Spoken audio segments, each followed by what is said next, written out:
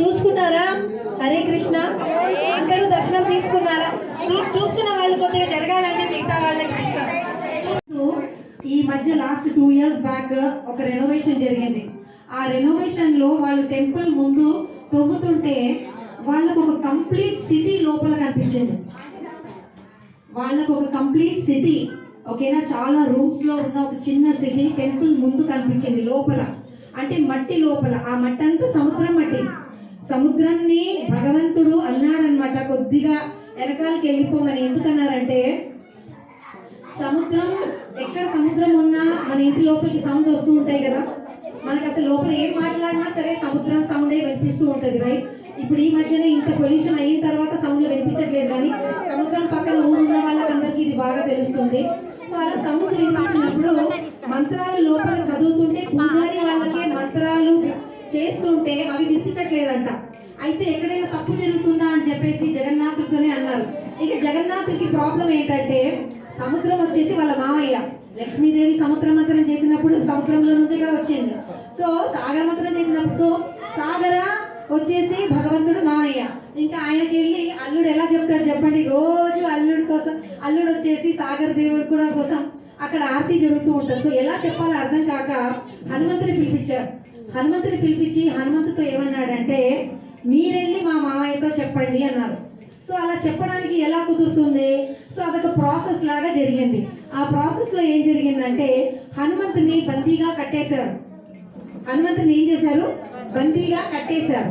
కట్టేసిన తర్వాత ఏమన్నారంటే నువ్వు వెనకాలకి జరగకపోతే నేను హనుమంతుని వదలలేకపోతాను. హనుమంతుడు అంటే సాగరానికి చాలా ఇష్టం. ఎందుకు ఇష్టమో చెప్పగలుగుతారా? సీతమ్మ తల్లిని చూడడానికి హనుమంతుడు సాగరం క్రాస్ చేసే వెళ్ళారు కదా.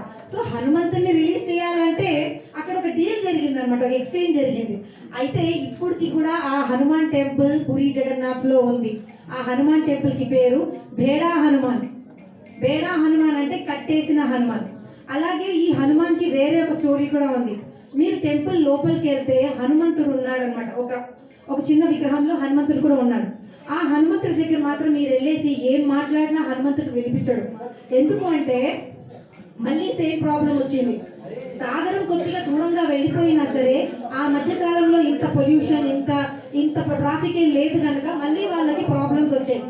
అంటే టెంపుల్ లోపలికి వచ్చే జనాలకి, అంటే మన పిలిగ్రిమేజ్ అంటే డివోటీస్ కి కూడా లోపలికి వచ్చినప్పుడు జగన్నాథ్ ని చూడడానికి వచ్చినప్పుడు అవి ఏం మాట్లాడుతున్నా సరే వాళ్ళకు కూడా వినిపించట్లేదు, ఒకటే ఒక సౌండ్ వచ్చేది. అయితే మళ్ళీ హనుమంతుని పిలిపించారు. అయితే ఏమన్నారంటే ఒక కాలం వరకు ఆ సముద్ర సౌండ్ అంతా నువ్వు తీసుకోమని చెప్పేసి జగన్నాథ్ హనుమంతుడిని రిక్వెస్ట్ చేస్తాడు. అయితే హనుమంతుడు ఏం చేస్తాడంటే ఓకే అని చెప్పేసి ఆ సముద్రంలో వచ్చిన సౌండ్ అంతా, అంటే ఆ చుట్టుపక్కన అంటే ఆ పురుషోత్తం క్షేత్రం ఎలా అంటే బ్రహ్మదేవుడు ఇక్కడ క్రియేట్ చేసే ముందే, భగవంతుడు బ్రహ్మదేవుడిని క్రియేట్ చేయడానికి ఇచ్చే ముందే ఏమన్నారంటే ఈ ఒక ప్లేస్ మాత్రం శంఖలాగా ఉంది. ఏది? పూరి జగన్నాథ్ ప్లేస్ మొత్తం శంఖలాగా ఉంటుంది. పైన నుంచి మీరు డ్రోన్ లో చూస్తే శంఖ్ లాగా ఉంటది అనమాట. ఈ శంఖ్ లాగా ఉన్న ప్లేస్ ని మాత్రం నువ్వేమీ చెయ్యవు, ఇక్కడ మాత్రం నువ్వేం ముట్టుకోవద్దు, ఇది నాకు మాత్రం వదిలేసిన ప్లేస్. మిగతావంతా నువ్వు ఏం కావాలన్నా చేసుకో, నువ్వు ఎవరిని కావాలన్నా పంపించు, కానీ ఇక్కడ మాత్రం ఎలా శుద్ధంగా పెట్టాలంటే అతి ఉత్తమమైన శుద్ధంగా పెట్టాలి అని భగవంతుడు క్రియేట్ చేసే ముందే బ్రహ్మదేవికి చెప్పారు. సో ఈ శంఖలాగా ఉన్న ప్లేస్ లో ఎక్కడ కూర్చున్నా సరే పైన మీరు పూరి జగన్నాథ్ టెంపుల్ కి ఎవరెవరు వెళ్ళారో నాకు తెలియదు, పైన సుదర్శన చక్రం ఉంటుంది టెంపుల్ పైన. ఈ సుదర్శన చక్రం మీకు ఎన్ని కిలోమీటర్ నుంచి ఏ వైపున చూసినా సరే సుదర్శన చక్రం మీ వైపు కనిపిస్తున్నట్టే ఉంటది. అదొక పెద్ద మిరాకిల్. ఆ సుదర్శన చక్రం పైన మీకు ఏ ఒక పక్షి అయినా సరే, ఒక హెలికాప్టర్ అయినా సరే ఏమి దానిపైన నుంచి వెళ్ళవు. అది ఇంకొక మిరాకిల్. సో ఇలా ఉన్నప్పుడు హనుమంతుడు ఏమన్నాడంటే ఈ సౌండ్ అంతా తీసుకో అని చెప్పి హనుమంతుడు మళ్ళీ వెళ్ళి సాగర్తో ఏమన్నాడంటే అక్కడికి వచ్చే వాళ్ళకి ఏమీ వినిపించట్లేదు, భగవంతుడితో మాట్లాడలేకపోతున్నారు, చాలా దూరం నుంచి వస్తున్నారు కదా. సో అందుకని ఆ సౌండ్ అంతా నేను తీసుకుంటానని చెప్పేసి ఆ సౌండ్ అంతా ఆయన తీసుకొని ఆయన చెవిలో పెట్టేసుకున్నారు. సో దానివల్ల ఏమవుతుందంటే ఆయనకి ఏమీ వినిపించదు. మీరు ఆ విగ్రహం ముందు వెళ్ళేసి చూసారు అని చెప్పేసి వెళ్ళిపోవాలి. మీరు ఆయన ముందు వెళ్ళేసి ఏమైనా మాట్లాడారనుకోండి, ఏమైనా రిక్వెస్ట్ చేశారనుకోండి, నాకు ఇల్లు కావాలి, నాకు పెళ్ళి అవ్వాలి అని, ఆయనకి ఏమీ వినిపించదు. మీరు జై శ్రీరామ్ అని చెప్పినా కూడా ఆయనకు వినిపించదు. ఆయనకి ఈ టెంపుల్ లోపల ఉంది, బేడా హనుమాన్ బయట ఉంది. ఓకేనా? హరే కృష్ణ. ఇప్పుడు జై జగన్నాథ్. సో జగన్నాథ్ కథలు విన్నేనే ఎన్ని విన్నా సరే హరే కృష్ణ ఓకేనా. మీరు నైట్ 10:30, 11కి ఏ టెంపుల్ క్లోజ్ ఉంటుంది, ఏ టెంపుల్ ఓపెన్ ఉంటుంది చెప్పండి? ఉంటుందిగా. కానీ జగన్నాథుడికి మాత్రం ఫస్ట్ ఆఫ్ ఆల్ ఆయన కళ్ళు చూసారా పెద్దగా ఉంటాయి, రెప్పలు లేవు కదా. సో రెప్పలు లేనప్పుడు ఆయనకు నిద్ర ఉండదు. నిద్రపోవాలంటే మీరు కళ్ళు మూసుకుంటేనే కదా పోతారు. కానీ ఆయనకు మాత్రము 24 hours 365 days ఈ కలియుగంలో 4,32,000 సంవత్సరానికి ఆయనకి నిద్ర లేదు. అయిపో చెప్పండి. ఆయన ఎవరి కోసం ఓపెన్ చేసి పెట్టారు? మీ అందరి కోసం. కానీ మీరేం చేస్తున్నారు? ఈ రథయాత్ర టైంలో ఒకటే జగన్నాథ్ని చూస్తారు. దాని తర్వాత ఎవరు జగన్నాథో, ఎవరు బలభద్రో, ఎవరు సుభద్రామయ్యో అయిపోయారు. సో భగవంతుడు ఈ శంఖలాగా ఉన్న చోటలో ఇక్కడ క్రియేట్ చేసినప్పుడు ఏమన్నారంటే, ఎవరెవరు వచ్చేసి ఈ భూమిలో పుడతారో, ఈ భూమిలో ఎవరు వచ్చి ఆయన దర్శనం తీసుకుంటారో, యాజ్ పర్ రూల్స్, ఓకేనా, యాజ్ పర్ రూల్స్ ఎవరెవరు వస్తారో వాళ్ళకందరికీ మోక్షం కంపల్సరీగా దొరుకుతుంది.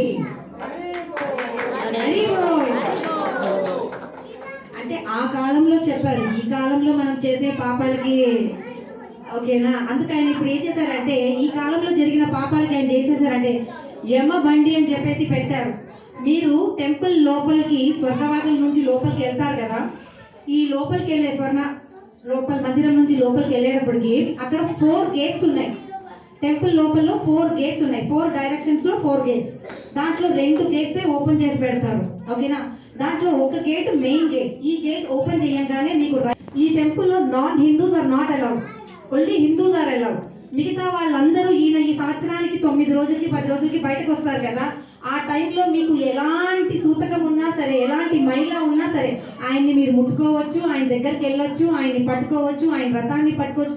అప్పుడు మీకు ఏ రిలీజియన్ అయినా సరే, ఏ కాస్ట్ అయినా సరే, మీరు ఏ ఫారెన్ కంట్రీలో పుట్టినా సరే ఆయన్ని ముట్టుకోవచ్చు. కానీ ఒక్కసారి ఆయన లోపలికి వెళ్ళిపోయారనుకోండి, అప్పుడు మాత్రం మీకు ఎవరు. అది రూల్. ఎందుకంటే ఇంతకాలం ముందు ముఘల్స్ అందరూ వచ్చి స్టార్ట్ చేశారు కదా, అప్పుడు ఏంటంటే ఒక్కొక్క విగ్రహాన్ని తీసుకొని వెళ్ళి వాళ్ళు కొట్టడం స్టార్ట్ చేశారు. అవి మీకు తెలుసు, ఇక్కడ హైదరాబాద్ లో కూడా ఎల్లమ్మ గుడి ఒక చిన్న ఎగ్జాంపులే కదా. అలా చేసినప్పుడు వాళ్ళు ఏం చేశారంటే, నాన్ హిందూస్ లోపలికి రాకూడదు అని చెప్పేసి వాళ్ళు ఒక రూల్ పెట్టారు. ఆ టైంలో మళ్ళీ ముస్లిమ్స్ చాలా అయిపోయేటప్పటికి, ముగ్గురు చాలా అయిపోయేటప్పుడు ఏం చేశారు, హరే హరే హరే కృష్ణ కృష్ణ కృష్ణ హరే హరే హరే రామ హరే రామ రామ రామ హరే హరే